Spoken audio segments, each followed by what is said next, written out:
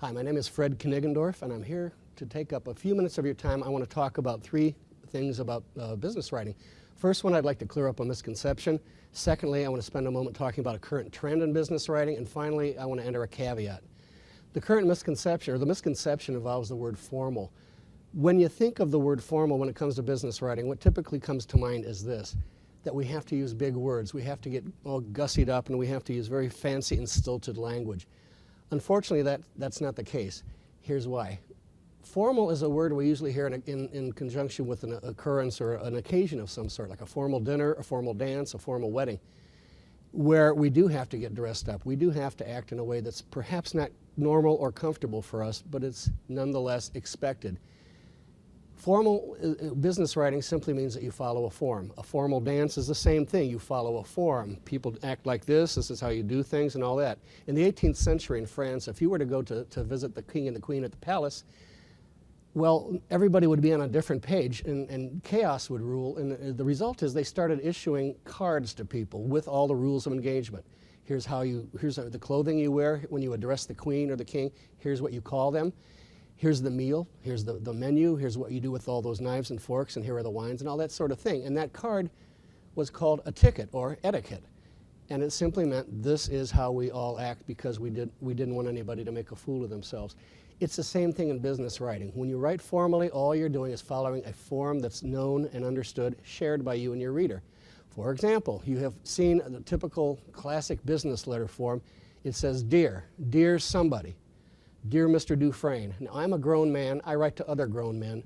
I still call them dear when I write to them. They call me dear when they write to me. And nobody so far has caught on to the fact that it's kind of weird. I think, and I have no hard data on this, but I think where that comes from is back in England in the day, before we were literate, I would see somebody in the street. I might say, my dear Dana, what up? Or my dear Bill, what's the haps? In other words, I would hail you, I would salute you in the street. When we started writing, we continued saying dear, but we just dropped the my part of it. That is formal.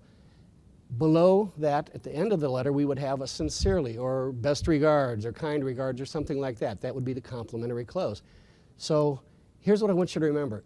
In your business forms, the business letter, keep the salutation and the complimentary close parallel. If I say, dear Dana, or dear Miss Dufresne, I'm going to be sincere and then I will sign my first and last name. If I just say dear Dana and I do not use her last name, when I sign my name, I will not use my last name because I do not want to subordinate my reader. Yeah? It's a subtle thing, but it works.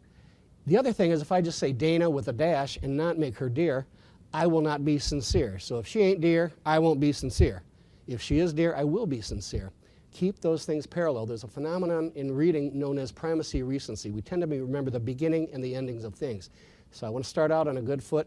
I want to end on a good foot because that's what my reader's going to remember. And that's how you connect with your reader.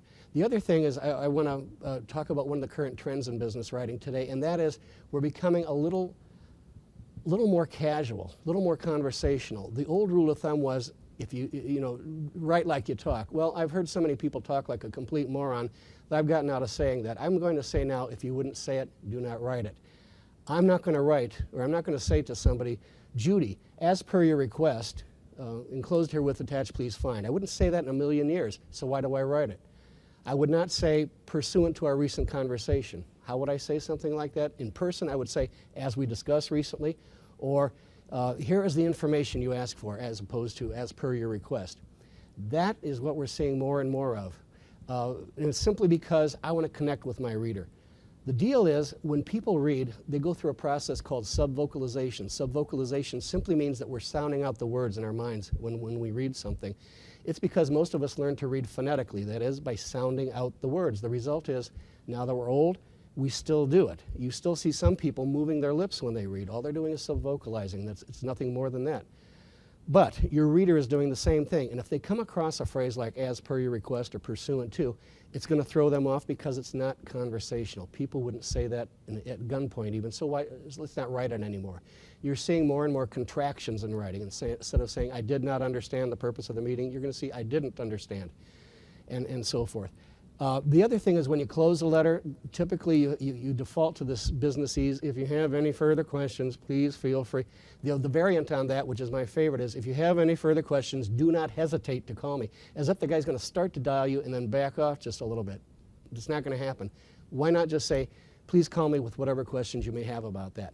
So that's the misconception and the current trend. Now here's the caveat. All of this is well and good unless you work in a profession or for an organization that does not want you to do that. Always respect the check signer. Always respect professional tradition. If you work for a place like academia, the medical profession, the legal profession, there are decades and centuries of tradition involved. There are protocols that involve the way you write things, and there are expectations that have been set over the years. So if you want to keep your job, I would suggest you respect the check signer. If your boss wouldn't let you do this, then I would say don't do it. If your organization says it's too outre for us, we're more of a conservative organization, then I say stick with the program. So there you go. Now you know as much about business writing as I do. Hope to see you at the conference.